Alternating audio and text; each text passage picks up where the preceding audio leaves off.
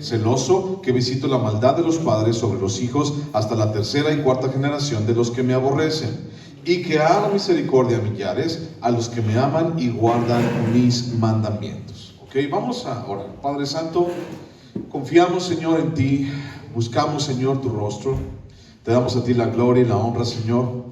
Hoy nuevamente, Padre, llegamos delante de ti, Señor, delante de tus pies, y nuevamente, Señor, hoy no solamente te cantamos, Dios, pero también, Señor, queremos escuchar tu voz. Gracias por tu bondad, Señor, y te pedimos, Padre, que en este día nos ayudes, Dios, a poder discernir, a poder, Dios, entender, Dios, pero también a poder guardar y poner por obra, Señor, lo que hoy aprendemos. Bendecimos tu nombre, Padre, y te damos a ti la gloria y la honra en el nombre de Cristo Jesús. Amén. Bueno, muy bien, estamos viendo los 10 mandamientos, y la semana pasada vimos el primer mandamiento. ¿Cuál es el primer mandamiento? No. ¿Cuál es el primer mandamiento? No tendrás dioses ajenos delante de mí. ¿Okay? El que ustedes estaban diciendo es el más grande mandamiento. ¿Okay? Está bien, pues, pero estamos viendo estos 10 mandamientos y dice: no tendrás dioses ajenos delante de mí. Y entonces esa frase, dioses ajenos, si ustedes recuerdan, era dioses, y la raíz en hebreo significaba dioses de pereza. ¿Se acuerdan que platicamos de eso? Entonces dice: no tendrás dioses ajenos. Entonces la palabra Dios es Elohim, pero también ajeno significa algo, o sea, la raíz primordial significa pereza, holgazanería. Entonces, cuando hablamos de dioses ajenos, hablamos de alguien que no es Dios. Y hablamos de que ese alguien que no es Dios, pues ¿qué es lo que promueve? ¿Qué es lo que tendría en mi corazón? ¿Qué efectos tendría en mi vida? ¿Cómo se manifestaría mi corazón en mi vida? Bueno, pues vimos también la semana pasada que cuando hablamos de ociosidad, cuando hablamos de pereza, hay un dicho muy popular que dice que la ociosidad es la madre de todos los vicios. Entonces la pereza pues es prima de ella, ¿no? Y entonces, cuando hablamos de dioses ajenos o hablamos de dioses nacidos de la holgazanería, hablamos también de que ese tipo de dioses o esos dioses ajenos, dice, no honran a Dios, no son Dios, y son dioses creados por las personas mismas. ¿Para qué prácticamente? Son dioses creados para que la misma gente pues siga alimentando su propia holgazanería. Pero bueno, ya platicamos acerca de eso, solamente es una pequeña introducción. No tendrás dioses ajenos delante de mí. Y cuando dice delante de mí, pues bueno, dice cuando vengas a mí, cuando estés frente a mí.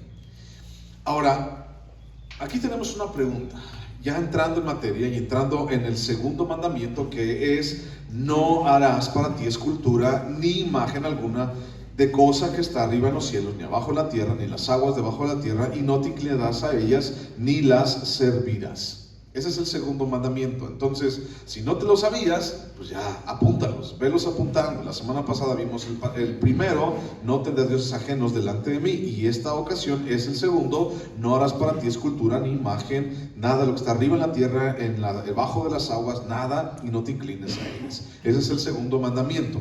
Ahora, en este segundo mandamiento está hablando también acerca de la idolatría. Y entonces hemos platicado mucho acerca de esto, ¿no? Hemos platicado mucho acerca de la idolatría, y también recordando el trasfondo y el contexto que tenemos alrededor del pueblo de Israel. Es un trasfondo idolátrico. La gente alrededor de Israel venía o prácticamente tenía miles de dioses. Yo te dije en alguna ocasión, por ejemplo, la India, sabes, no está muy lejos de Israel, está más lejos de nosotros, pero la India tiene alrededor de 33 millones de dioses. 33 millones de dioses. Entonces, así como la India es uno de los números más escandalosos, Egipto también, de donde venía el pueblo de Israel, de donde estaban allí 400 años, y entonces vivieron allí durante toda su vida, 3, 4, 5, 10 generaciones. Entonces ellos empezaron a pensar, empezaron a buscar a Dios, empezaron a creer que Dios era igual que los dioses en Egipto. Y entonces, dentro de toda la cultura egipcia hay alrededor de 1500 dioses. Y todos tienen una razón y todos tienen un porqué, y bueno, todos, a final de cuentas, ¿no? Pero regresando a nosotros, hablando del contexto de Israel, ellos estaban viviendo en un contexto idolátrico, politeísta, y entonces viene Dios y se les presenta como su redentor, y entonces Dios dice: no tengas dioses ajenos delante de mí, no te inclines a ellos. Segundo mandamiento, en pocas palabras, Dios está diciendo: yo soy un Dios monoteísta, o más bien soy un solo Dios.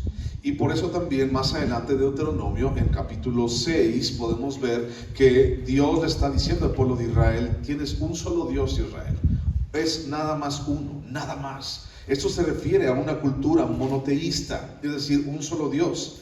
No se refiere a una cultura como algunos piensan, algunas culturas, algunas religiones que de repente tocan a la puerta y te venden revistitas.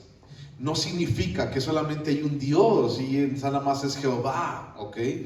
Sino que se está refiriendo a toda una cultura, a todo un contexto de politeísmo y de idolatría que estaba reinando en toda esa región. Entonces esa era una de los más grandes obstáculos a los cuales el pueblo de Israel se iba a enfrentar: a la idolatría. Ahora, siempre hemos platicado acerca de la idolatría como algo visible, como algo que la gente tiene, como algo que la gente adora, y es algo visible. Y entonces podemos hablar de estatuas, y podemos hablar de imágenes, y podemos hablar de mil cosas así. Sin embargo, tú y yo sabemos que la Biblia va mucho más adentro, y la Biblia va directamente, le pega al corazón. Entonces vamos a hablar acerca del corazón y acerca de la idolatría que está dentro de nuestro corazón. Y hemos platicado muchísimo acerca de esto, pero bueno, si la palabra lo dice así, estamos estudiando verso a verso y ahora nos toca, pues bueno, tenemos que escucharlo otra vez. Pregunta: ¿qué significa tener a Dios como nuestro Dios? ¿Qué significa tener a Dios como mi Dios, como nuestro Dios? ¿Qué significa esa frase? ¿Qué significa yo tengo a Dios como mi Dios? Bueno, en Mateo capítulo 22, versículo 36, Mateo 22, 36, vamos a ir bien rápido en muchos versículos. Mateo 22, 36 dice, Mateo 22, 36 dice: Maestro, ¿cuál es el gran mandamiento en la ley? Y Jesús le dijo: amarás al Señor tu Dios con todo tu corazón y con toda tu alma y con toda tu mente. Este es el primero y grande mandamiento, ¿ok? Dice: amarás al Señor con tu Dios con todo tu corazón, tu alma y con toda tu mente. Tu alma, tus pensamientos, con todo lo que tú eres. Entonces, Dios, fíjate bien, cuando hablamos de esta pregunta, ¿qué significa tener a Dios como nuestro Dios? Es que Dios nos quiere a nosotros. ¿Okay? Dios te busca a ti, Dios te quiere a ti. Y no sé si has experimentado esto, mi hermano. La semana pasada platicamos acerca de Juan 15:16, cuando dice Jesús: no es que ustedes me han elegido a mí, sino que yo les elegí a vosotros. Entonces, el hecho de que nosotros estemos sentados aquí y hayamos tomado la decisión de buscar a Dios, de entender a Dios, de obedecer a Dios, no es así como que, ¿y qué vamos a hacer el día de hoy? Pues bueno, vamos a buscar a Dios. No es algo así, sino que Dios ha estado trabajando en nuestras vidas, ha estado trabajando en nuestro corazón para entonces buscarnos a nosotros mismos. Buscarte a ti, buscarme a mí. Entonces Dios nos quiere a nosotros. Y no sé si has experimentado esto, pero aunque en muchas ocasiones de repente tú y yo hemos fallado y conscientemente hemos querido hasta alejarnos de Dios, resulta ser que de repente, después de andarnos revolcando como la puerca en el lodo, nos sentimos mal. Y entonces, así como que, pues ya fui, ya me revolqué, pero la verdad es que no salió como yo esperaba, no salió como yo quería, no se sintió como antes. ¿Y por qué es eso? Bueno, pues porque tú ya no perteneces a eso. Entonces Dios nos quiere a nosotros, y entonces Dios se va a encargar de que tú y que yo estemos allí con Él. Entonces Dios quiere nuestro corazón, y eso es algo muy importante de entender. Dios quiere nuestros corazones, porque si Dios tiene nuestro corazón, entonces tiene a toda la persona completa. ¿Ok? Si Dios tiene tu corazón, entonces tiene a toda la persona por completo. Si Dios tiene tus ojos, entonces le falta todo lo demás. Si Dios tiene tus manos, entonces le falta todo lo demás. Por eso es que Dios quiere nuestro corazón, porque es el corazón el que nos mueve. Si Dios tiene mi corazón, tiene a toda la persona por completo. Dios nos quiere a nosotros y exige que le amemos de todo corazón. Ahí lo acabamos de leer, Mateo capítulo 22. Dios quiere que le amemos con todo nuestro corazón, con toda nuestra mente, con todas nuestras fuerzas. Nos quiere a nosotros de todo corazón. Y Dios no se va a conformar con menos de eso. O sea, Dios quiere todo. Y entonces Dios no se va a conformar con menos que eso. Ahora, para tener a Dios como nuestro Dios, es la pregunta que estamos tratando de responder. ¿Qué significa tener a Dios como nuestro Dios? Para tener a Dios como nuestro Dios, tenemos que escogerlo conscientemente. Tú y yo tenemos que escoger a Dios conscientemente, reconocer a Dios conscientemente, reconocer su soberanía y reconocer su señorío sobre nosotros. Es decir, pertenecer a Él, pertenecer a Dios. Israel debía entender esto, debía caminar en esto y debía promover esto. ¿Qué es lo que tenía que hacer? Bueno, reconocer su soberanía y reconocer su señorío sobre ellos. El pueblo de Israel, esa nueva generación, tenía que hacer las cosas de una manera diferente, pertenecerle a Él. Entonces, esto significaba que debía caminar en esto y promoverlo. Tienes que dar a Dios tu corazón, tienes que dar a Dios todo lo que tú eres, conscientemente. Pero ¿qué significará o qué significa aceptar su soberanía y su señorío sobre nosotros? Sobre mí. Aceptar su soberanía y su señorío es algo muy fácil. Hay una respuesta muy fácil. La repito. ¿Qué significa aceptar la soberanía de Dios y el señorío de Dios sobre mí? Muy fácil. ¿Lo quieres apuntar o te lo quieres grabar?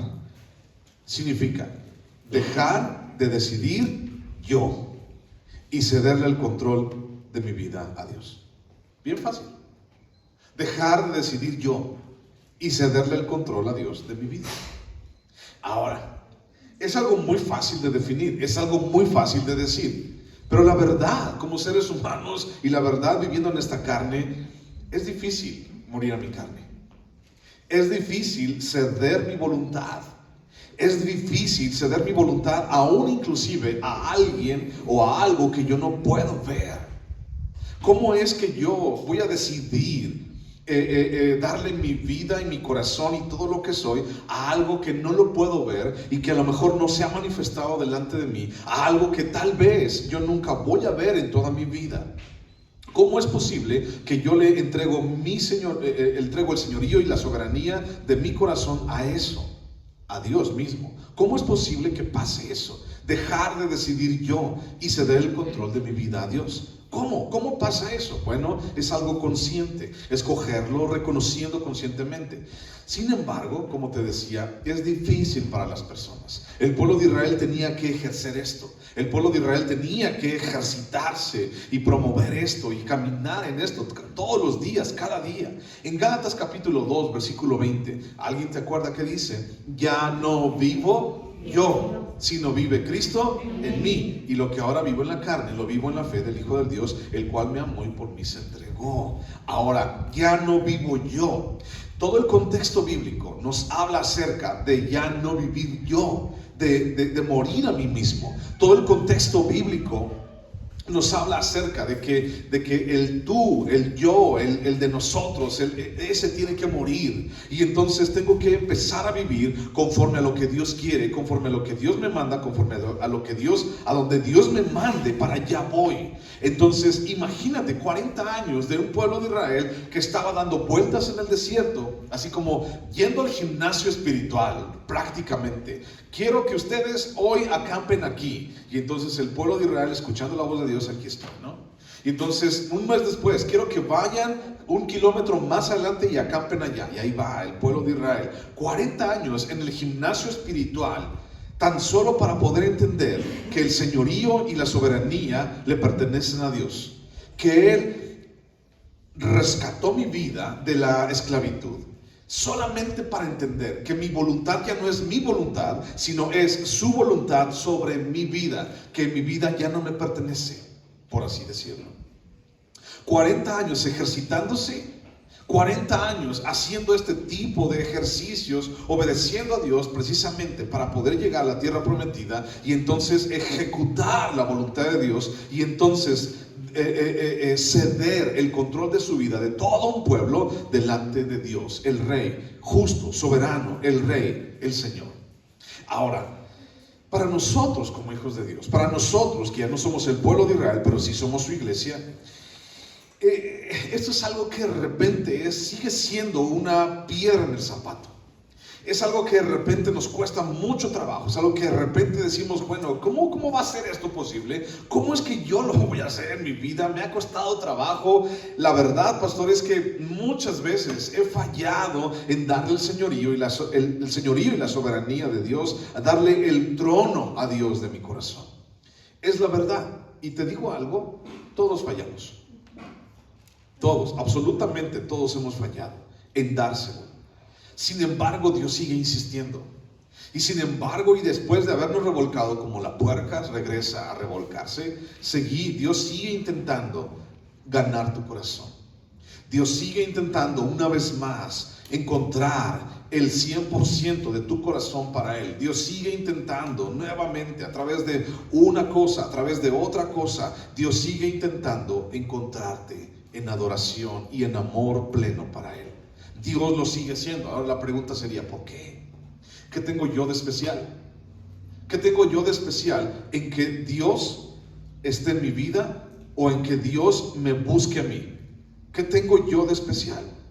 Bueno, vamos a descubrirlo más adelante, ¿no? Pero hablando de esto, mira, es muy fácil convocar gente para que tomen en muchas ocasiones la decisión de caminar con Cristo. Y entonces, en muchas ocasiones, de una manera manipulada y una manera sentimentalista, de repente mucha gente toma una decisión por Dios. O dice, vamos a tomar la decisión por Dios. Y mucha gente lo hace. Y mucha gente a través de manifestar sus sentimientos, a través de manipular sus sentimientos, entonces decide, según ellos, caminar con Cristo. Pero de una manera manipulada y sentimentalista. Déjame decirte algo. La unión con Cristo comienza con el arrepentimiento de mi pecado y la sumisión de nuestro corazón al señorío de Cristo. Así comienza. Entonces, cuando alguien dice, bueno, yo decido estar con Cristo, yo le doy mi vida a Cristo, pero aún sigue decidiendo en su vida, entonces esa entrega no es genuina. Cuando alguien dice, bueno, yo hice una decisión por Cristo, pero sigue alimentando su propio pecado y sigue alimentando su propia decisión, sigue decidiendo en su vida, entonces no es una decisión por Cristo, porque no es al 100%. La unión con Cristo comienza con el arrepentimiento de mi pecado y la sumisión de nuestro corazón al señorío de Cristo. A lo largo de mucho tiempo, estando en el Evangelio, tal vez tú en algún momento también te has dado cuenta o percatado de esto, ¿no? Y entonces hay iglesias, organizaciones, movimientos que hacen, por ejemplo, conciertos, o que han llegado a hacer campañas evangelísticas impresionantes, con miles de personas, con muchísima gente. Y entonces todo esto precisamente para llegar a un punto y decir, ¿quién quiere recibir a Cristo? Y ahí tienes a miles de personas, a cientos de gentes tomando una decisión y arrepintiéndose, ¿no? Y diciendo, sí, yo quiero aceptar a Cristo en mi vida, en mi corazón. Y ahí los tienes. Sin embargo, muchas ocasiones se queda solamente allí. Y entonces mucha gente se queda allí, nada más. Pero no se arrepiente y no tiene a Dios en su corazón como su Señor y su Dios realmente. Porque arrepentirse significa renunciar para siempre a todos nuestros ídolos y a todos nuestros dioses ajenos de cualquier tipo, ¿ok? Arrepentirme significa renunciar para siempre a todos mis ídolos y dioses que yo tengo en mi corazón, de cualquier índole, los que tengo allí en la repisa, o los que tengo en mi corazón, o los que tengo allí enfrente en mi escritorio, o de cualquier tipo.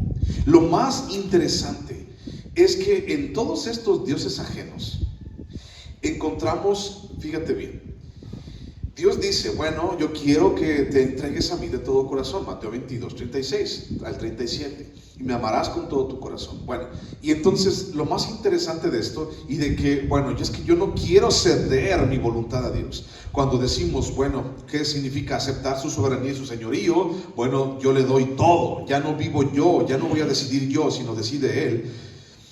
Es difícil para muchos dejar ídolos y dejar dioses.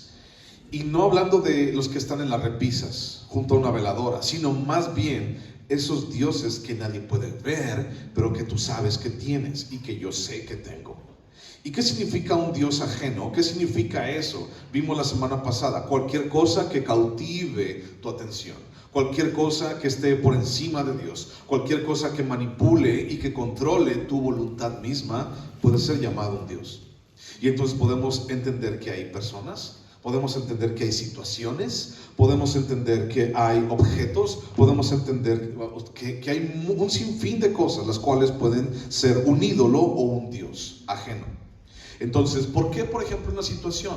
Bueno, una situación porque hay algo en específico que te controla, ¿no? Por ejemplo, a quien nos gusta, por ejemplo, tus hijos chiquitos. Tus hijos están chiquitos, recién nacidos, están bebecitos, y entonces un día, ya sabes, no sé por qué pasa siempre, pero a las 3 de la mañana a tu hijo, a tu chamaquillo, se le ocurre darle un calenturón, y se le ocurre precisamente, yo no sé cómo le hacen patinarle, pero antes de que sea quincena, o sea, terminándose la quincena. Y yo no sé cómo le hacen, pero también el asunto es que se especializan, ya le compraste lo que tú pudiste comprarle de medicina y el doctor Simi, lo que sea, pero ya se la das y todas la escupen y no sé cómo le hacen, pero pareciera ser que la tienen en contra de ti. Y entonces, una situación así, ¿cómo te afecta? Ha habido ocasiones, te lo confieso, en que me enoja, por ejemplo, que mis hijos se enfermen, y no porque la culpa la tengan ellos, ¿no? Ahorita ya están más grandes, ya agarraron fuerza, ya están más macicillos, ¿no? Pero cuando estaban chiquillos, pregúntale a mi esposo, se enfermaba 12 de la noche, sin dinero, y entonces era una situación, por ejemplo, que a mí me ponía de muy mal humor. Y me hacía sentir, bueno, es que todo se me está saliendo de las manos. Y entonces llegaba un punto en donde mi esposa decía, ya cálmate, hombre, ya ahorita vamos a ver que no sé qué, ahorita le metemos en una tina con hielos y agua fría para que se le quite y algo así. Bueno, nunca hicimos eso. Bueno, a mi hija sí una vez le hicieron el seguro así. Sí, así, yo estaba así, no le hagan eso. Y las enfermeras del seguro echándole hielos encima, así, en su panza. Entonces, bueno, ¿cómo te controlan ese tipo de situaciones? Por ejemplo, hablando de se llega al fin de quincena o al fin de semana y no tienes dinero, ¿cómo te controla eso? ¿Cómo es que tú atiendes esa situación en tu vida? Y entonces te pone de mal humor y no quieres que nadie te hable, y luego te habla el pastor, ¿cómo estás? ¿Qué le importa? Así debe de ser, los domingos se echan muchas piedras, pero así debe de cuidar a sus ovejas. Usted no sabe que este es final de quincena, présteme aunque sea 20 pesos, y si la iglesia tiene miles y miles, mira nomás todo lo que... ¿Cómo te controla? ¿Cómo te cambia? O tal vez puede ser otra situación, por ejemplo con otra persona. Tal vez esa persona, en cuanto la ves, sientes que las tripas se te voltean para así, al revés. Yo no sé lo que pasa, y entonces pierdes toda noción de tiempo, toda noción de espacio y toda noción de bondad y amabilidad. O sea, esa persona hace que te transformes. Las tripas, todas tus vísceras así, parece que hay una guerra. Y entonces, ¿cómo es que todas esas situaciones te controlan? Por eso hablo también de situaciones. Entonces, arrepentirnos significa renunciar para siempre a todos nuestros ídolos y dioses ajenos de cualquier tipo. Por eso digo de cualquier tipo. Ahora, nosotros hemos hablado mucho acerca de idolatría. Deja tus ídolos, deja esto, ya. Eso ya creo que lo tenemos medio masticado o bien masticado muchas veces. Sin embargo, ya sabes, yo no me conformo, yo quiero ir más al fondo, yo quiero ir más adentro, y entonces ¿Por qué alguien, si es tan fácil dejar de decidir yo y ceder el control de mi vida a Dios? ¿Por qué si es tan fácil? ¿Y por qué si Dios tiene los mejores pensamientos para mi vida? ¿Por qué es tan difícil al mismo tiempo? ¿Por qué vemos todavía gente, cristianos de mucho tiempo, ya con antigüedad? O sea, ¿por qué vemos que todavía siguen batallando con las mismas cosas, de las mismas situaciones, buscando problemas de la misma índole?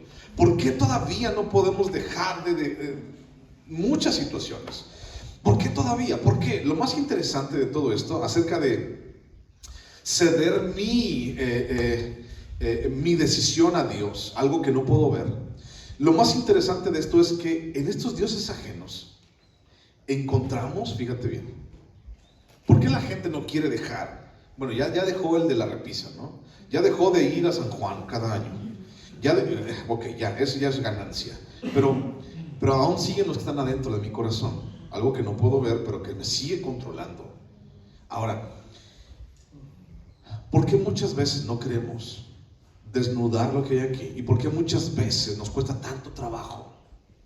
Creo que una de las cosas más difíciles para todas las personas es su carácter. Y el carácter nos mete en problemas, y el carácter nos mete en situaciones que no son agradables, y el carácter, bueno, ya sabes, tú tienes tu carácter. Yo por las buenas soy bien bueno y por las malas no me conozcas. Todos decimos eso, y la neta es que todos tenemos un carácter feo en algún momento, ¿no? Algunos somos más calientitos que otros, la mecha está más chiquita que otros, ¿no? Pero todos tenemos ese carácter. ¿Por qué no dejamos ese tipo de cosas? Aquí te va una revelación, ¿no? ¿Por qué no la dejamos? ¿Por qué no dejamos esos dioses ajenos internos? Esos dioses de holgazanería. ¿Por qué no los dejamos? Porque nos provocan placer.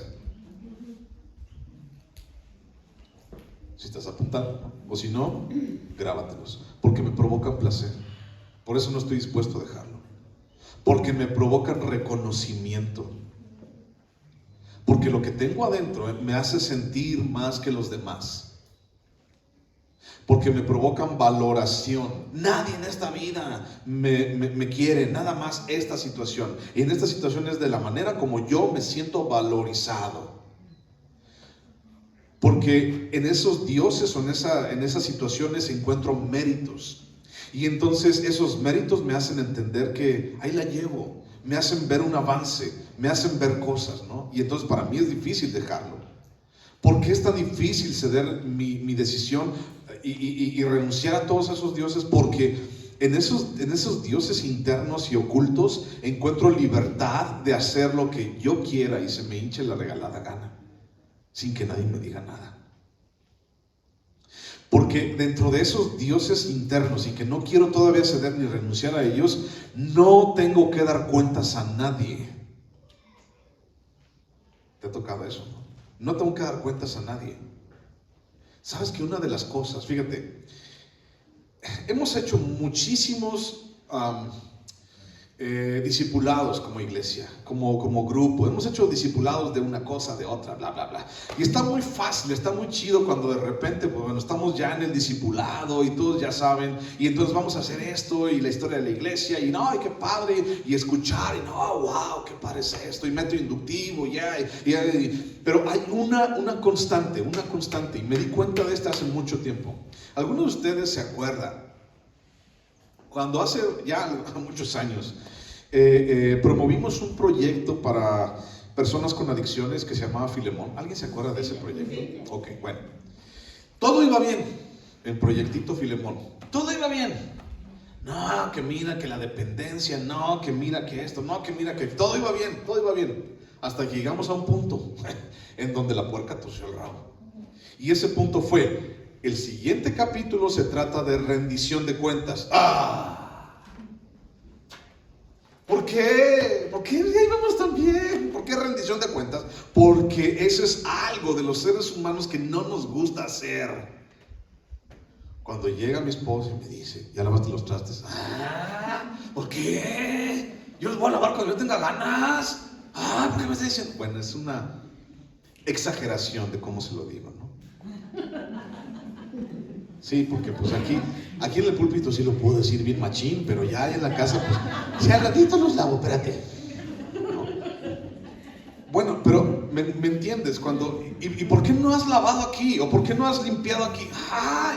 ¿A quién le gusta eso, no? Así, te encargué que hicieras esto, ¿por qué no lo has hecho? ¡Ah! Pues, ¿por qué no? ¿Por qué te importa? Pues no me dio la gana. Porque no nos gusta dar cuentas a nadie. Hay muchísima gente que ha pasado por la iglesia, no solamente esta, y muchas de esas personas dicen: ah, qué bonita alabanza, pastor, ah, qué bonita palabra, muy padre tu palabra, y que no sé qué, estoy de acuerdo en lo que dice, y de repente cuando empezamos, espero que nadie se sienta aludido, ¿verdad? Y espero que no lo escuche pero en una ocasión, una familia, pues le invitamos a comer, y entonces empezamos a preguntar, y bueno, ¿y tú? ¿Y de dónde? Y todo muy bien, y la comida estuvo muy padre. Fue la última vez que los vi, porque en alguna ocasión, pues bueno, el involucramiento significa: alguien me va a preguntar qué estás haciendo y cómo te ha ido. Alguien me va a preguntar, bueno, ¿qué está pasando en tu vida de esta manera? No digo que ellos, ¿verdad? Pero tenemos que dar cuentas a alguien. Y tenemos que dar cuentas a Dios también. Y entre hermanos tenemos que dar cuentas de nosotros o entre nosotros. Pero el asunto es que no nos gusta dar cuentas a nadie de nuestra vida. Alguien cuando te cuestiona: ¿por qué tomaste esta decisión? Pues ¿qué te importa? Es mi vida, usted vaya allá y usted vaya a hacer su propia vida, a mí, yo, pero te vas a equivocar, ¿qué te importa? Son mis errores. Te va a doler, ¿qué te importa? Mami, es muy mi dolor, ¿y qué? No te metas en mi vida. Es la verdad, no nos gusta dar cuentas a nadie. Otra cosa, ¿por qué de repente la gente no renuncia a sus dioses internos? Es por pereza. Es mucho mejor no hacer nada a estar haciendo algo, o que alguien nos demande hacer algo. Es mucho mejor no hacer nada y hacer lo que yo quiera a la hora que se me pegue la gana, a hacerlo porque tengo que hacerlo o porque alguien depende de mí. Pereza. Otra cosa por qué mucha gente no renuncia es por licencia. O sea, porque esos ídolos o dioses internos que la gente se inventa les dan licencia de hacer lo que quieran. Otra también puede ser falso apego. Es que no puedo dejarlo. ¿Por qué? Es que si lo dejo me voy a morir. No, si dejas de respirar te vas a morir. Si dejas de comer te vas a morir. Si dejas de ir al baño te vas a morir. Eso sí te lo creo. Pero si dejas a tu idolillo ese que traes adentro de tu corazón, no te vas a morir, no te va a pasar nada. Es que lo necesito. No lo necesitas. Necesitas el aire y el agua para vivir, pero no necesitas eso. Y también en otras ocasiones no renunciamos porque eso interno, oculto, nos da bienestar espiritual falso. Es decir, nos hace sentir bien espiritualmente, falsamente, por cierto. Porque todas esas cosas callan mi conciencia. Porque tengo comodidad. ¿Sabes? El mejor cristiano para Satanás es aquel cristiano que está cómodo. Es aquel cristiano que se sienta bien, que se sienta tranquilo y dice: no está pasando nada, yo aquí, yo en mi vida, nadie se meta conmigo, ni yo me meto con nadie, vive y deja vivir, decía un eslogan de los 70s. Vamos a buscar Salmo 115, es un salmo bien famoso. Este salmo subráyalo porque algún día lo vas a usar. Salmo 115 acerca de la idolatría, dice: Salmo 115, versículo 4, dice: los ídolos de ellos son plata y oro, obra de manos de hombres. Tienen boca, mas no hablan. Tienen ojos, mas no ven. Orejas tienen, mas no oyen. Tienen narices, mas no huelen. Manos tienen, mas no palpan. Tienen pies, mas no andan. No hablan con su garganta. Semejantes a ellos son los que los hacen, y cualquiera que confía en ellos. Ahora busca Primera de Tesalonicenses, capítulo 1. Primera de Tesalonicenses, capítulo 1. Primera de Tesalonicenses, capítulo 1. Versículo 9 dice: porque ellos mismos cuentan de nosotros la manera en que nos recibisteis y cómo os convertisteis de los ídolos a Dios para servir al Dios vivo y verdadero y esperar de los cielos a su Hijo, al cual resucitó de los muertos, a Jesús, quien nos libra de la ira venidera. Pablo aquí está mencionando acerca de la gente en Macedonia, los cuales se arrepintieron de sus malos caminos, se arrepintieron de estar adorando y buscando dioses ajenos, y entonces dejaron y se convirtieron. Ahora, ¿qué fue lo que convirtieron? Su corazón. En Salmo 115 nos habla acerca de que estos ídolos, y habla acerca de los ídolos que podemos ver, tienen ojos, no ven, tienen manos pero no palpan, etc. Entonces esto nos habla acerca también de que la gente puede convertir su corazón de algo que no tiene vida a algo que tiene vida, y también tiene sentimientos, y también quiere interactuar con nosotros. El amor a Dios no es una emoción o un afecto bonito, ¿ok? Mucha gente entendemos esto. El amor a Dios es, ay, siento que puedo abrazar a Dios, ¿no? El amor a Dios no es una emoción o un afecto bonito que llegamos a sentir. El amor a Dios es un amor inteligente, basado en la convicción producida por el Espíritu Santo en nuestras vidas. Ahora, ¿cómo es ese amor inteligente? Ya te di un ejemplo la otra vez. Un amor inteligente es escuchar inteligentemente, escuchar con nuestros sentidos, escuchar y hacer las cosas de una manera consciente.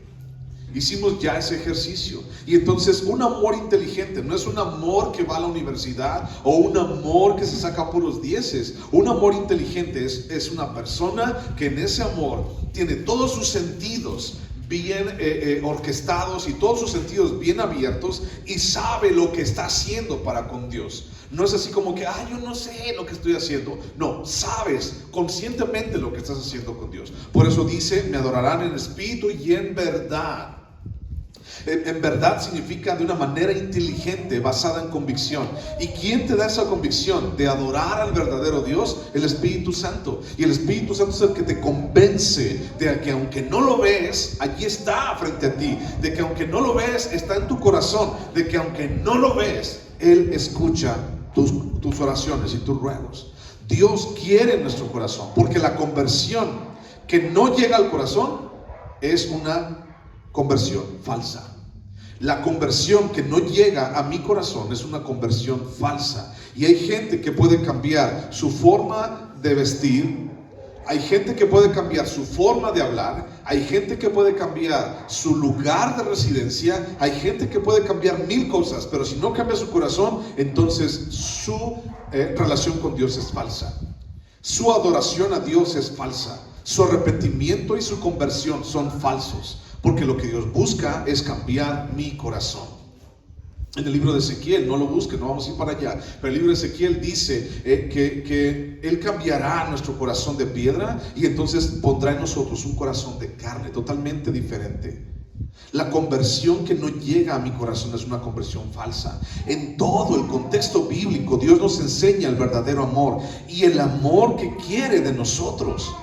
¿Y cuál es ese amor? Bueno, es un amor verdadero, no es un amor falso, y es un amor que tiene que ver con cumplir la palabra de Dios en nuestras vidas. Todo aquel que me ama cumple mi palabra. Todo aquel que cumple mi palabra, es mi hermano y mi madre y mi padre. ¿Te acuerdas cómo dijo Jesús? Todo aquel que cumple mi palabra. Y si me amáis, dice, cumplid mis mandamientos. Bueno, ya te di un preámbulo, versículo 8 de Deuteronomio 5. No harás para ti escultura ni imagen alguna de cosa que está arriba en los cielos, ni abajo en la tierra, ni en las aguas debajo de la tierra. No harás para ti escultura o imagen, ¿ok? El primer mandamiento, escucha esto. El primer mandamiento, tenemos el objeto de la adoración, si pudiéramos decir eso, ¿no? En el primer mandamiento tenemos el objeto de la adoración. Es decir, ¿quién es el objeto de nuestra adoración? Dios. Él es el objeto de mi adoración. Pero en el segundo mandamiento tenemos los medios de la adoración. Es decir, cómo adoramos a ese objeto de adoración. No quiero ser irrespetuoso, pero es una forma de decirlo. Primer mandamiento, el objeto de adoración. Segundo mandamiento, el medio de adoración. El primer mandamiento dice y prohíbe la adoración de dioses falsos o ídolos, ¿ok? No tendrás dioses ajenos delante de mí. Primer mandamiento. El primer mandamiento prohíbe la adoración de dioses falsos o ídolos. Pero el segundo mandamiento prohíbe la adoración del Dios verdadero, pero de una forma falsa. A ver si me puedo explicar. El segundo mandamiento prohíbe la adoración del Dios verdadero, pero de una forma falsa. Ahora, esto tiene mucho que ver con todo lo que ya estamos platicando ahorita, previamente. El diablo, mi hermano, el diablo sabe que cada persona decidirá adorar algo en su vida. Y es ahí donde comienza su obra, ¿ok? El diablo sabe que todos nosotros adoramos algo. Toda la gente adora algo. Unos pueden adorar su belleza, otros pueden adorar su conocimiento, otros pueden adorar a San Juditas, otros pueden adorar su forma de hablar, otros pueden adorar su educación, otros pueden adorar X. O sea, pero todos adoramos algo en nuestras vidas, algo que nos cautiva, algo que nos mueve, algo que cambia inclusive hasta nuestro carácter y forma de pensar. Ese es un Dios. Eso se identifica como un ídolo. Entonces, es ahí donde comienza la obra de Satanás. Segunda de Tesalonicenses, por favor. Segunda de Tesalonicenses.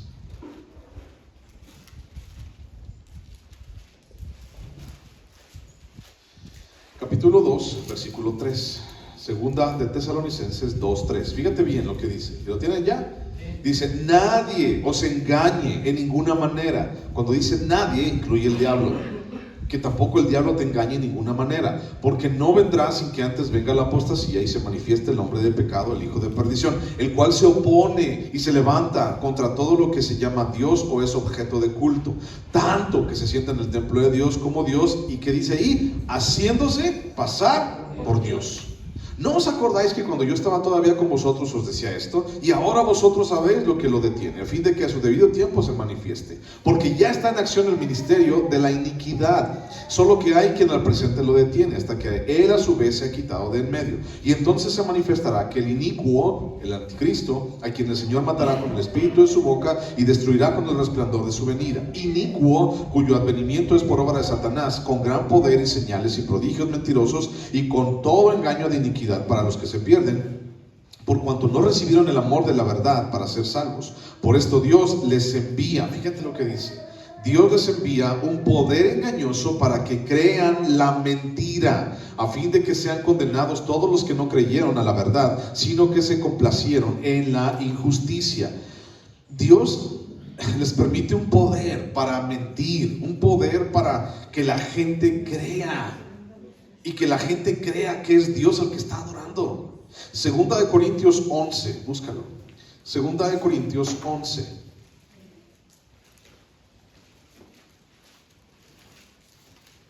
Segunda de Corintios 11. Versículo 14, perdón. Segunda de Corintios 11:14 dice, y no es maravilla porque el mismo Satanás se disfraza como ángel de luz, así que no es extraño si también sus ministros se disfrazan como ministros de justicia, cuyo fin será conforme a sus obras. En otras palabras, el diablo también hace milagros. Así, para entenderlo. En otras palabras, el diablo también hace milagros. El diablo también es un ser que puede parecerse a luz.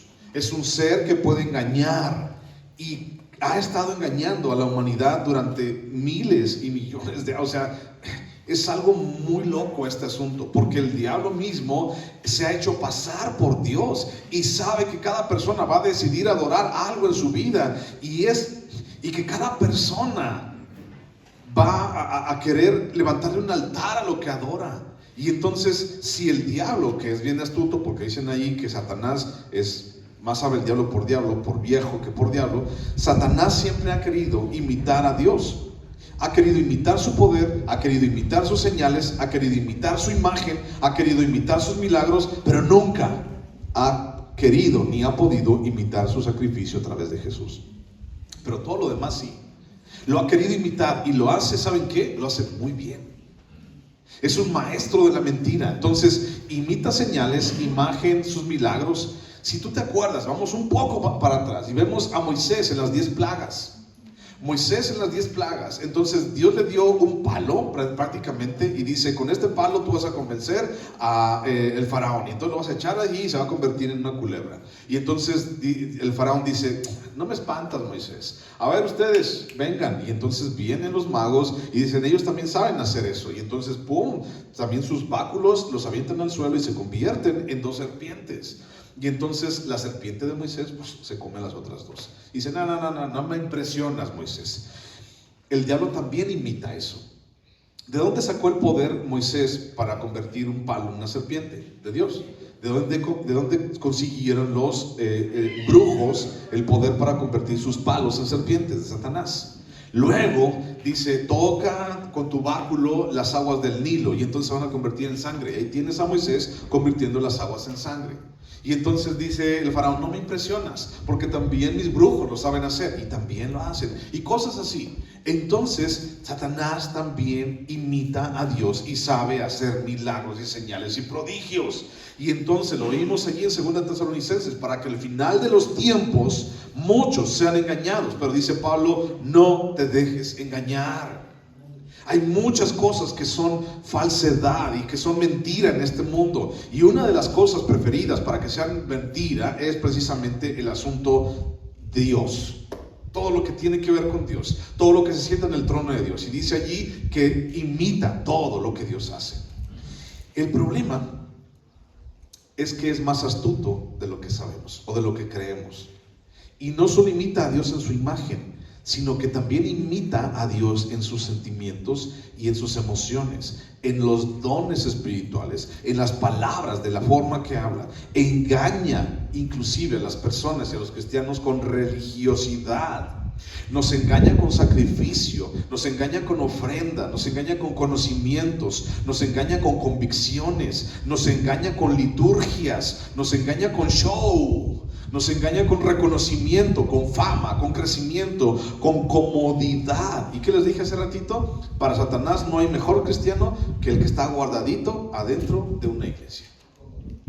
Comodidad. ¿De dónde vienen los dioses ajenos? ¿Cuál era la palabra? Dioses de holgazanería. Y entonces inconscientemente las iglesias de repente empezamos a querer mejorar cada día más nuestras instalaciones. No es malo, por cierto, pero queremos hacerlo. Llegamos a un punto en que estamos ya bien cómodos. En que conozco iglesias que están, mira, tienen alfombra. Si la pudieran tener de seda y de oro, la tendrían. La compran. Y con aire acondicionado y todo bien bonito y bla, bla, bla. Mira, hay iglesias. ¿A quién de ustedes le encantaría llegar a la iglesia? Está haciendo calor, está haciendo friecito. Y entonces imagínate tener 10 cafeteras diferentes: café francés, café italiano, café brasileño, café cubano, café con crema irlandesa, con crema holandesa, con crema Nivea, lo que tú quieras. Aquí imagínate, llegas a la iglesia y entonces puedes agarrar a mí me encantaría llegar y tomarme un café para despertar porque estamos medio sonsos de repente. Y entonces, imagínate, hay iglesias de verdad que tienen así, y no se lo acaban. ¿Y saben qué hacen con él? Lo tiran. Hay iglesias que la remodelación de sus iglesias cuesta millones de dólares. ¿Y sabes cuál fue la remodelación de sus iglesias? Cambiarle el color al techo, porque no les gustaba el color. La remodelación, ¿sabes qué? ¿Cuál es la remodelación? Cambiar toda la alfombra, porque es que desde hace un año que la compramos no nos gustó. Ya, es que yo la pedí roja, pero yo no la quería rojo, de ese rojo, yo la quería de otro tipo de rojo. Entonces toda la remodelación, y bueno, ya me estoy metiendo en otras cosas, pero todo eso tiene que ver con comodidad. Y no hay mejor cristiano que el que está guardadito dentro de una iglesia, sintiéndose cómodo. 1 Corintios capítulo 10. Vamos a ver algo más acerca de los ídolos. Recuerda que no solamente son los que se ven, sino aquellos que no podemos ver. Primera de Corintios capítulo 10, versículo 6, dice: mas estas cosas sucedieron como ejemplos para nosotros. Está hablando de idolatría con respecto al pueblo de Israel. Estas cosas sucedieron como ejemplos para nosotros, para que no codiciemos cosas malas, como ellos codiciaron. No seáis idólatras como algunos de ellos, según está escrito: se sentó el pueblo a comer y a beber y se levantó a jugar. Ni forniquemos como algunos de ellos fornicaron y cayeron en un día 23,000. Ni tentemos al Señor como también algunos de ellos le tentaron y perecieron por las serpientes. Ni murmuréis como algunos de ellos murmuraron y perecieron por el destructor. Y estas cosas les acontecieron como ejemplo, y están escritas para amonestarnos a nosotros, a quienes han alcanzado los fines de los siglos. Ahora, ¿por qué te estoy citando esto? Satanás sabe que todas las personas vamos a adorar algo en nuestras vidas. ¿Qué crees que nuestra carne quiera adorar? ¿Alguien o algo que te pide cuentas en cada momento de tu vida? ¿O algo que te hace sentir cómodo y que nadie te dice nada? ¿Qué crees que la gente decida adorar? ¿La primera opción o la segunda? La segunda, en nuestra carne. ¿Qué crees que la gente quiera mejor adorar? Algo que le diga: muere a ti mismo, tú y yo somos una bola de pecadores y no tenemos merecimiento de nada y no merecemos nada en esta vida y lo que tenemos puesto ya es ganancia. O mira, tú te mereces el cielo y te mereces unas alitas bien bonitas y te mereces una corona de cristal y una corona de oro en tu vida por todo lo que tú has sufrido. Por cierto, el viejo que tienes es tu cruz. ¿Por qué tanto has sufrido? Dios te va a dar una corona por la cruz que estás batallando en tu vida, ¿no? O la tóxica también. Sí, no nada más a uno, sino también a las tóxicas. Ahora, ¿cuál crees, la primera opción o la segunda? Una opción así como muere a ti mismo, o una opción de tú tienes todo el cielo ganado por lo bonito que eres. ¿Cuál nos gustaría adorar? ¿La primera o la segunda? En mi carne, la segunda.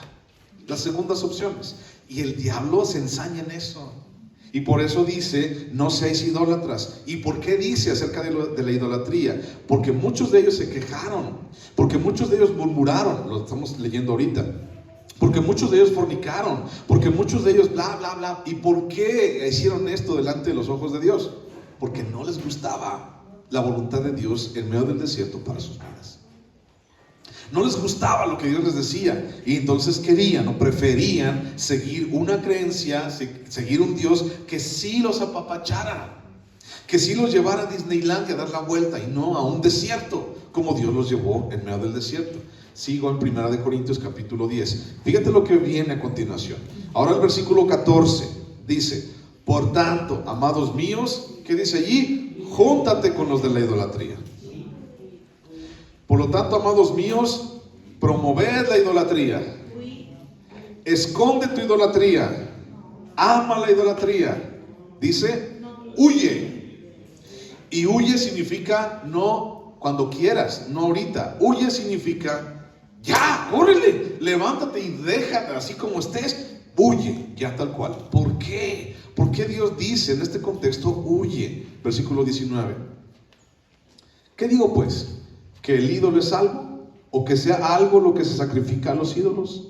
Antes digo que lo que los gentiles sacrifican, a los demonios los sacrifican, y no a Dios. Y no quiero que vosotros os hagáis partícipes con los demonios. No podéis beber de la copa del Señor y la copa de los demonios. No podéis participar de la mesa del Señor y de la mesa de los demonios. ¿Qué significa esto? Detrás de cada ídolo hay un demonio. Ahora, ¿tienen poder? ¿Son algo? No, no son nada. Tú le das poder. Porque se relaciona con tu vida, porque lo metes en tu vida y porque al final de cuentas termina decidiendo en tu vida. Recuerda eso, detrás de cada ídolo hay un demonio. Si no lo sabías, subráyalo, compártelo, dilo. Pero no es solamente, repito, no es solamente los que están arriba de una repisa en tu casa o en la casa de las personas, sino es los que tenemos aquí adentro. Porque hay muchos aquí adentro que de repente no hemos renunciado, muchos ídolos falsos, muchos dioses falsos que me dan seguridad, que me dan comodidad, que me hacen sentir bien, convicciones, ideologías, inclusive convicciones e ideologías bíblicas. Y de aquí nadie me mueve, y yo esto, y yo aquello, y no nos dejamos enseñar. Versículo 9 de Deuteronomio 5. Dice, no te inclinarás a ellas, o sea, ya dice el versículo 8, no harás escultura. Pero dice, y no te inclines a ellas, ni las servirás, porque yo soy Jehová tu Dios, fuerte, celoso, que visito la maldad de los padres sobre los hijos hasta la tercera y cuarta generación de los que me aborrecen. No te inclines a ellas. O sea, allí están, las conocemos, sí, pero no te inclines a ellas. Ahora, yo ya quité todo lo de mi vida, todo lo de mi familia, todo lo de mi casa, pastor. Sí, pero los que tenemos aquí, que son bien difíciles de quitar, la palabra es, no te inclines a ellos. En otras palabras es, no los sigas adorando. Entre más tú alimentes a esos ídolos, a esos dioses, más grandes y más difíciles van a terminar siendo. Más destructores van a terminar siendo. En Éxodo capítulo 32, si quieres no lo leas, pero búscalo o apúntalo, lo ves en tu casa. Éxodo capítulo 32, versículo 2 al 5. Aarón no ve a Moisés bajar del monte Sinaí. Y entonces decide Aarón convocar al pueblo y les dice, a ver, todo el pueblo, tráiganme acá todos los anillos de oro y todo lo que traigan, las esclavas de oro, todo échenmelo para acá, porque vamos a hacer un ídolo. E hicieron un becerro de oro.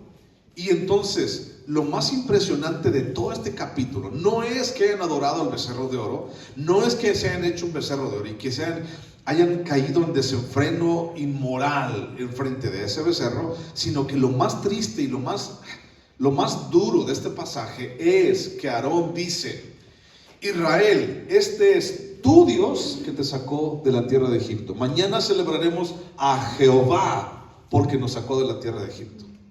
O sea, están adorando a Dios de una manera falsa con un becerro de oro. Eso es lo más triste. Hubiera sido mejor que hubieran dicho, mira, ¿sabes qué? Vamos a adorar a nuestro becerro de oro. Él fue el que nos sacó. A Dios no lo queremos, Él fue el que nos sacó. Eso hubiera sido más diplomático, mejor. Pero no, se torcieron las cosas y dijeron, este becerro de oro es el que nos sacó. Este es Jehová, el becerro de oro. Qué feo. No te harás imagen de nada, no te inclines a ellas. Y debemos entender que una cosa es el arte, la pintura, la escultura, fotos, televisión, cine, celulares, donde aparecen imágenes, ¿no? En todas ellas aparecen imágenes. Y otra cosa es el uso de esas imágenes para adorar falsamente a Dios. Eso es lo que Dios prohíbe. Porque también hay muchos de repente, y los has visto, no, es que ¿para qué te sacas fotos? Porque no te hagas imagen de lo que hay en el cielo y la tierra. ¿Tú por qué vas a los museos? No, porque pues, las pinturas están bonitas. Pero dice Dios que no te hagas imagen de ninguna cosa. Sí, dice eso, pero dice no las uses para adoración falsa. No uses estas imágenes para adorar falsamente a Dios. Una cosa es pintura, televisión, escultura, fotos, arte, y otra cosa es inclinarme delante de ellos. Aunque muchos de nosotros de repente nos inclinamos delante del celular, ¿verdad? Pasamos horas ahí hasta dormirnos, nos inclinamos. Y a veces, sin guasa y sin risa, a veces tu celular sigue siendo tu Dios. Pasas más horas ahí que con Dios. Bueno, esto no solo incluye cosas religiosas, o sea, el inclinarse y adorar falsamente, sino también amuletos, fetiches, símbolos y cosas semejantes. Y tú vas a decir, ay, pastor, ¿a poco sí? No. ¿Quieres que te diga nombres y apellidos? Decía un pastor, nombres y apellidos para orar por ellos. Ay, sí. Nombres y apellidos, mira, traes $1 o traes $2 en tu cartera, según tú, por la buena suerte, para que te caiga dinero, porque está, bueno, ya no dólares, traes el billete del ajolotito, porque está bien bonito, está moradito, ¿eh? Está bien bonito. Por cierto, aquí lo traigo tú. Se me olvidó sacarlo. Ahorita te lo digo. Entonces, conocí a un cristiano una vez. Espero que si me escucha este cristiano por medio de las redes, se arrepienta de eso. Se lo dije, eso no te sirve para nada, eso no es bueno para ti. Un cristiano de muchos años. Si me escuchas, mano, deja eso ya, o sea, de verdad. Conocí a un cristiano que traía en su bolsa un limón para absorber las malas vibras en contra de él. Si alguien en la iglesia le tenía malas vibras, el limón absorbía las malas vibras y entonces no lo hacía sentir mal. Y cada día tenía que cambiar ese limón. Cristiano. Y traemos allí en el coche un espantasueños. No. Atrapasueños. ¿Para qué quiero atrapar más sueños si ya no puedo con el que traigo encima? Pero un atrapasueños, todo ese tipo de cosas son fetiches, amuletos, son símbolos. Y entonces todo eso también está prohibido, porque dice Dios, idolatría, brujería y todo ese rollo, ¿no? En Deuteronomio, más adelante lo vamos a ver. Y todo eso dice para hacer huir los malos espíritus. Entonces cuando vaya a tu casa, no le quites la tijera que está así para que la chupa, para que la bruja no entre a chupar tu casa. Ahí déjala para poder verla. Es decir, todo aquello que me sirva de protección y alivio para hacer huir los malos espíritus, sirve en mi vida. Y todo eso no es bueno. Las imágenes son una manera para dar sustancia y realidad a nuestro concepto de Dios y estar conscientes de su presencia entre nosotros. Eso es lo que la gente dice. Si tú le preguntas a alguien que tiene imágenes de Dios y las adora y todo, y mira, dice, es que no estoy adorando a la imagen, estoy adorando a lo que representa esa imagen. Al final de cuentas es lo mismo. O sea, estamos adorando a una imagen, nos estamos inclinando ante ellas. Estoy adorando a Dios a través del uso de esta imagen. Entonces, mucha gente se confunde con esto. Y dice la palabra, no te inclines a ellas, no adores a Dios de una manera falsa, creyendo que estás adorando a Dios y te inclinas delante de este tipo de cosas. Pero esto va mucho más acá al corazón. No tengo mucho tiempo para explicarte lo que hay en el corazón, porque ya se me acabó el tiempo. Pero, ¿por qué Dios prohíbe las imágenes? Segundo mandamiento, no te inclines a ellas, no te hagas imagen de nada. ¿Por qué Dios prohíbe las imágenes? Uno, porque no es posible hacer una imagen verdadera de Dios. ¿O sí? Nada es capaz de representar a Dios. Dice Juan 4:24 que Él es espíritu y los que le adoran en espíritu y en verdad tienen que adorarlo. Entonces no hay nada en este mundo que pueda representar a Dios. Nada. Imagínate, hablamos de Dios. ¿Qué podemos decir de Dios? ¿Que tiene una nariz aguileña o que tiene una nariz bien respingadita? ¿Que tiene su pelo chinito o que tiene su pelo todo lacio? ¿Qué podemos decir de Dios? Eso no podemos decir porque no hay una imagen de Él. Pero si nosotros queremos realmente una imagen de Dios, está aquí en la palabra. Y entonces la imagen que Dios tiene para nosotros es santidad, justicia, amor, soberanía, omnipresencia, omnipotencia, ira, protección, omnisciencia. Me encantaría algún día poder ir, no lo voy a hacer, pero estaría chido poder ir con uno de esos que hacen esos diosecillos o esas estatuitas y decirle, yo quiero que me hagas una imagen de mi Dios. Estoy jugando, no vayan a creer lo que estoy diciendo. Estoy jugando. Y llegar y decir, yo quiero que me hagas una imagen de mi Dios. ¿Cómo es tu imagen? ¿Cómo es tu Dios? Bueno, mi Dios es omnipresente. Házmelo. No, pero ¿cómo hago eso? No sé, pues tú eres el que las hace. Yo quiero que mi Dios sea omnipresente. ¿Sabes qué puede hacer? Nada. Bueno, a ver, te la pongo, diferente. ¿Cómo es mi Dios? Mi Dios es omnisciente. ¿Cómo representas eso en una imagen? Mi Dios es soberano. ¿Cómo representas eso? Ahora, ¿cómo representas todo eso junto? No se puede. No hay nada en este mundo que pueda representar a nuestro Dios. Por eso las imágenes están prohibidas de Él. 2. Las imágenes enseñan mentiras. Las imágenes son ideas falsas de Dios e imprimen todo tipo de errores respecto a su carácter y voluntad. Las imágenes enseñan mentira, porque es una representación falsa.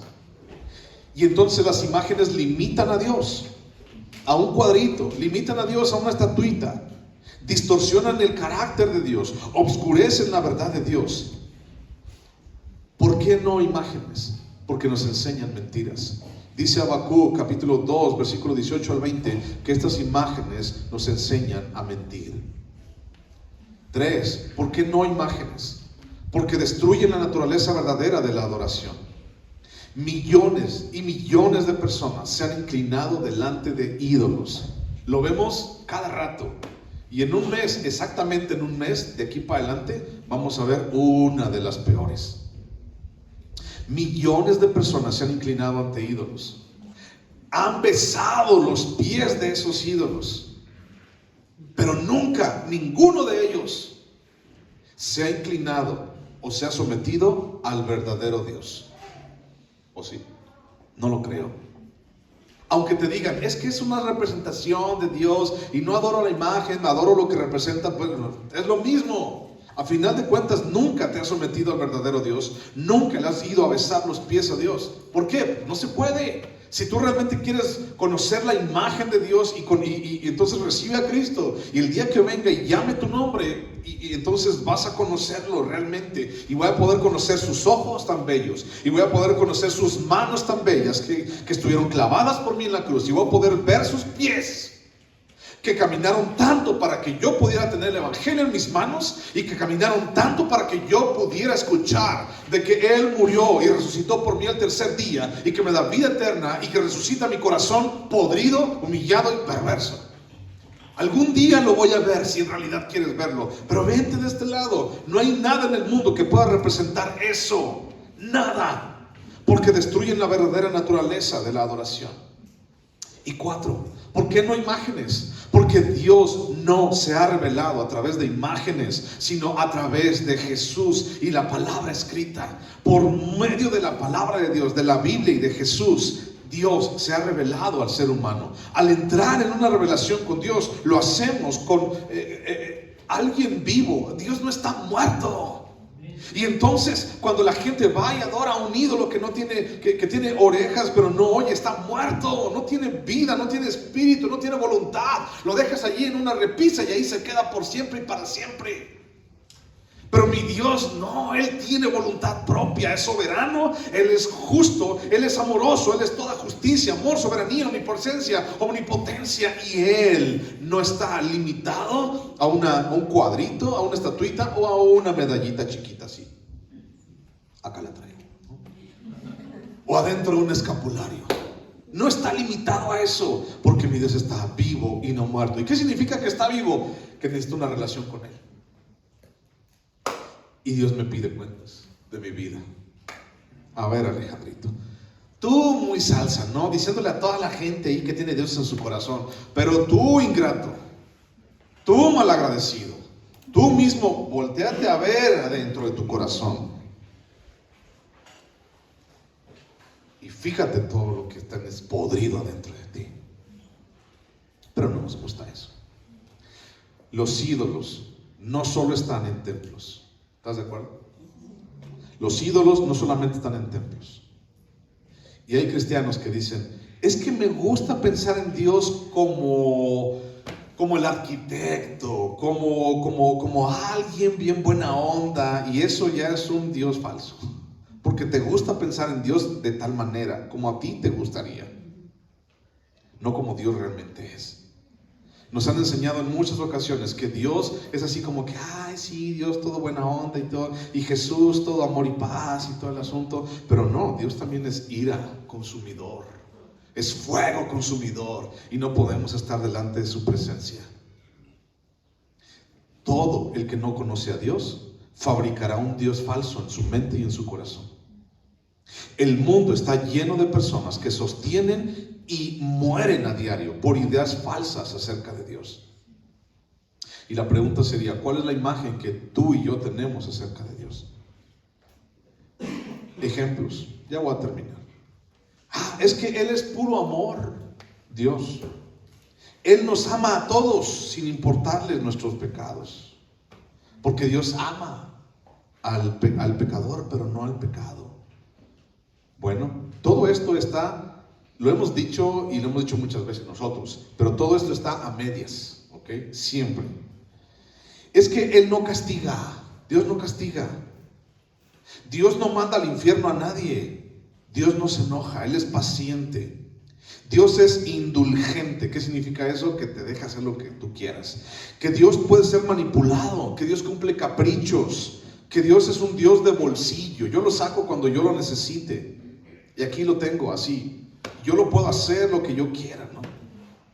Tal vez tú, por ejemplo, en tu trabajo te pagan con una tarjeta de débito y entonces la traes ahí en tu bolsillo y entonces te dice tu hijo, vamos a comprar una pizza. Ahora pues vamos a comprar una pizza. Y entonces vas y sacas de tu bolsillo la tarjeta y pagas a todo, ¿no? Y así, a veces tenemos así a Dios, así como que está a nuestra disposición. Bueno, la tarjeta no está siempre a tu disposición si no te han depositado los de la empresa. Pero esa es la idea. Y entonces todo eso de que Dios cumple mis caprichos y de que Dios lo puedo manipular y que Dios lo puedo mandar a la hora que yo quiera y que Él tiene que cumplir lo que yo le diga porque Él lo prometió y porque yo soy su hijo y lo reclamo, y todo eso es una falsa idea satánica de que Dios es así. Tenemos que ver a un Dios totalmente completo en toda la extensión de la palabra. Versículo 10 y último, y voy a terminar con este Deuteronomio.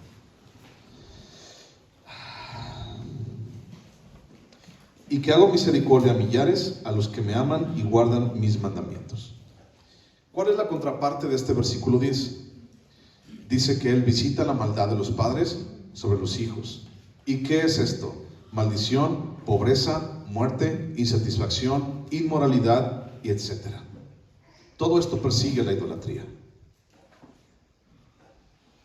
¿Sabes en dónde está la mayor cantidad de muerte, pobreza y todo esto? En los países más idólatras. Con una idolatría manifiesta. Todos somos idólatras en algún momento, pero con una idolatría manifiesta. ¿Y sabes en dónde hay más de esto? Bueno, olvidémonos del mundo. Vamos a hablar de nosotros. ¿Y cómo es posible que siendo un país tan rico, y cómo es posible que haciendo tantas cosas estén pasando cosas tan difíciles adentro de nosotros mismos? Porque la idolatría trae maldición. La idolatría trae maldición. ¿Sabes cuál es uno de los países que más endemoniados hay? India. ¿Y sabes por qué? Pues porque hay muchísimos dioses falsos que cautivan a la gente. La insensatez de la idolatría trae maldición, pobreza, muerte, insatisfacción, inmoralidad. Y ahora está pasando en nuestro país también. La inmoralidad está más dura que antes. Y a la gente no le importa pecar. Y a la gente no le importa hacer lo que se le pegue la gana. Segunda de Corintios 4. Escúchalo.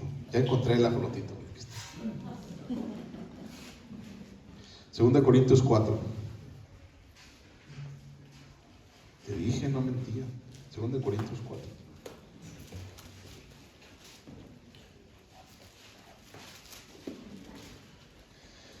Dice, en los cuales, 4:4, en los cuales el Dios de este siglo cegó el entendimiento de los incrédulos para que no les resplandezca la luz del Evangelio de la gloria de Cristo, el cual es la imagen de Dios. ¿Quién es la imagen de Dios? Jesús. Porque no nos predicamos a nosotros mismos, sino a Jesucristo como Señor, y a nosotros como vuestros siervos por amor de Jesús. Porque Dios, que mandó que de las tinieblas resplandeciese la luz, es el que resplandeció en nuestros corazones, para iluminación del conocimiento de la gloria de Dios. ¿En dónde? En la faz de Jesucristo. ¿A quién tenemos que ver? A Jesús, tal cual. Pero no se va a dejar ver a la manera como tú y yo lo queremos ver, sino a su propia manera. Vamos a hablar.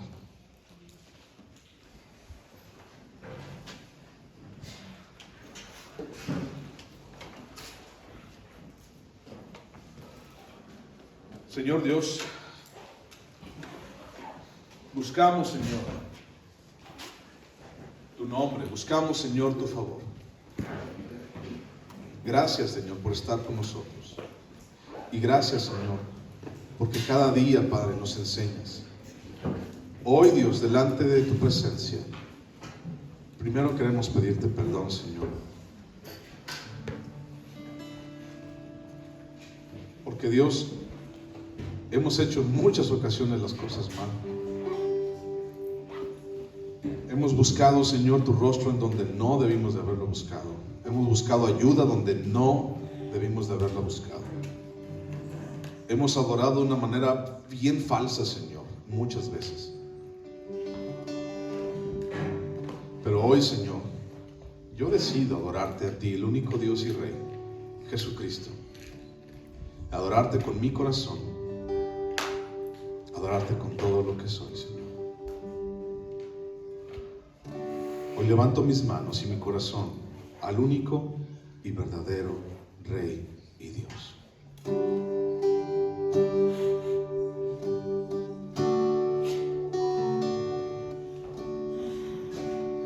Digno es ser Cordero Santo,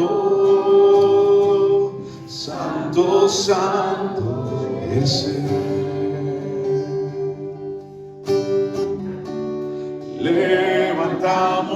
Levantamos nuestra alabanza al que en el trono está. ¿Por qué no levantas tus manos? Vamos a adorar a ese verdadero Rey.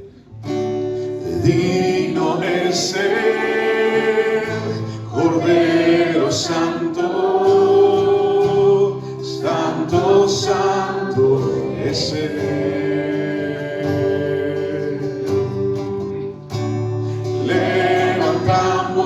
Levantamos nuestra alabanza al que en el trono está. Santo, Santo, Santo, Dios Todopoderoso, ¿quién fue, quién es y quién vendrá?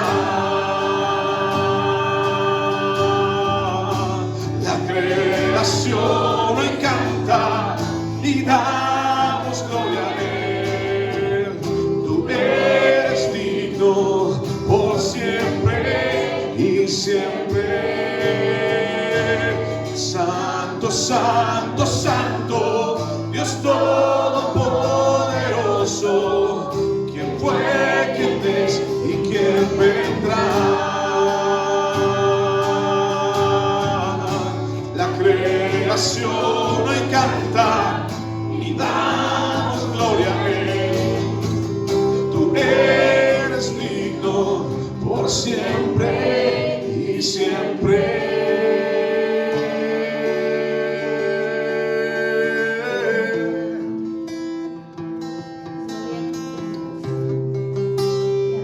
Señor, hoy levantamos nuestro corazón a ti, te adoramos a ti, el único Dios, el único Rey. Perdónanos, Dios, cuando no lo hemos hecho así. Señor, hoy dirigimos nuestra vida, nuestro corazón a ti. Te adoramos, te bendecimos, te damos la gloria. Gracias por este día, gracias por mis hermanos, gracias por este tiempo, Señor, que pudimos pasar juntos. Te bendecimos en el nombre de Cristo Jesús. Amén. Que Dios te bendiga, que Dios te guarde y te sustente, que Dios tome tu mano y que no te suelte nunca. Gracias por estar aquí, que Dios te bendiga, gracias por venir hasta acá. Un abrazo para todos, gracias.